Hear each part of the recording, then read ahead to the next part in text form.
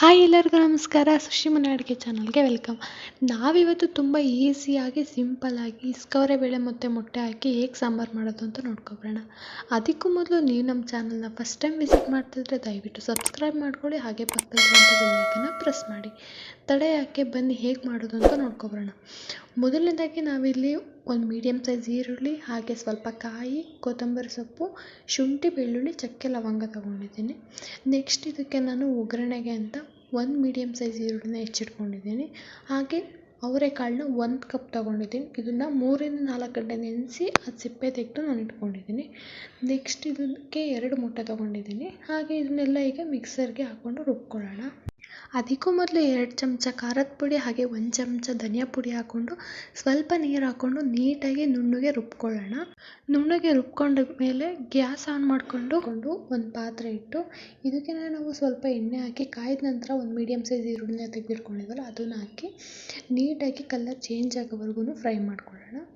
Next ಇದು colour change ಆದಮೇಲೆ ಇದಕ್ಕೆ ಅವರೆಕಾಳು ಹಾಕ್ಕೊಂಡು ಒಂದು 2 ನಿಮಿಷ ಇದರಲ್ಲೇ ಫ್ರೈ ಮಾಡ್ಕೊಳ್ಬೇಕಾಗುತ್ತೆ. ಈಗ 2 ನಿಮಿಷ ಆದಮೇಲೆ ಇದಕ್ಕೆ ನಾವು 1 ಟೇಬಲ್ ಸ್ಪೂನಷ್ಟು ಉಪ್ಪು ಹಾಕ್ಕೊಂಡು ಹಾಗೆ ಚಿಟಿಕೆ ಅರಿಶಿನ ಹಾಕ್ಕೊಂಡು ಮತ್ತೆ 2 ನಿಮಿಷ ನೀಟಾಗಿ ಫ್ರೈ ಆದಮೇಲೆ ಆಗಲೇ ರುಬ್ಬಿಟ್ಕೊಂಡಿರೋಂಥ ಮಸಾಲೆನ ನಾವೀಗ ಹಾಕ್ಕೊಳ್ಳೋಣ. ಇದನ್ನು ಹಾಕ್ಕೊಂಡು ಉಳಿದಿರೋಂಥ ಮಸಾಲೆನೂ ಕೂಡ ನೀರಲ್ಲಿ ಎಷ್ಟು ಬೇಕೋ ಕ್ವಾಂಟಿಟಿಲಿ ಅಷ್ಟು ನೋಡಿ ಹಾಕ್ಕೊಳ್ಳೋಣ. ಇದನ್ನು ಈಗ ಒಂದು 5 ನಿಮಿಷ ಈ ಮಸಾಲೆನ ನಾವು ಕಾಳನ್ನ ಬೇಯಿಸ್ಕೊಳ್ಬೇಕಾಗುತ್ತೆ. ಯಾವುದೇ ರೀತಿ ಬೇರೆ ಕುಕ್ಕರಲ್ಲಾಗಲಿ ಅಥವಾ ಬೇರೆ ತಪ್ಪಲೆಯಲ್ಲಾಗಿ ಬೇಯಿಸಿ ಹಾಕ್ಕೊತ ಇಲ್ಲ, ಹಾಗೇ ಹಾಕ್ಕೊಂಡಿರೋದು. ಇದು ಮಸಾಲೆಲ್ಲೇ ಇದು ಬೇಯಬೇಕು. ಈಗ 5 ನಿಮಿಷ ಇದರಲ್ಲೇ ಬೇಯಿಸ್ಕೊಂಡಾದ್ಮೇಲೆ ಇದು ಇವಾಗ ಕುದೀತಾ ಇದೆ. ಈ ಕನ್ಸಿಸ್ಟೆನ್ಸಿ ಸ್ವಲ್ಪ ಬೆಂದಿದೆ ಅಂತ ನೋಡ್ಕೊಳ್ಳಿ ಫಸ್ಟು.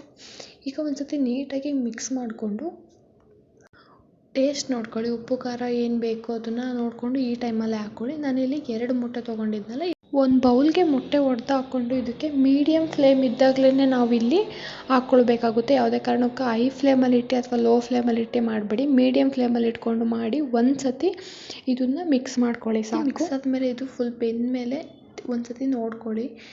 ಇವಾಗ ಇದು ರೆಡಿಯಾಗಿದೆ. ಲಾಸ್ಟಲ್ಲಿ ಕೊತ್ತಂಬರಿ ಸೊಪ್ಪನ್ನ ಹಾಕ್ಕೊಂಡು ನೀವು ಸರ್ವ್ ಮಾಡ್ಕೊಳ್ಬೋದು. ಈ ವಿಡಿಯೋ ನಿಮಗೆ ಇಷ್ಟ ಆಗಿದ್ದರೆ ದಯವಿಟ್ಟು ಲೈಕ್ ಮಾಡಿ, ಹಾಗೆ ನಿಮ್ಮ ಫ್ಯಾಮಿಲಿ ಫ್ರೆಂಡ್ಸಿಗೂ ಕೂಡ ಶೇರ್ ಮಾಡಿ.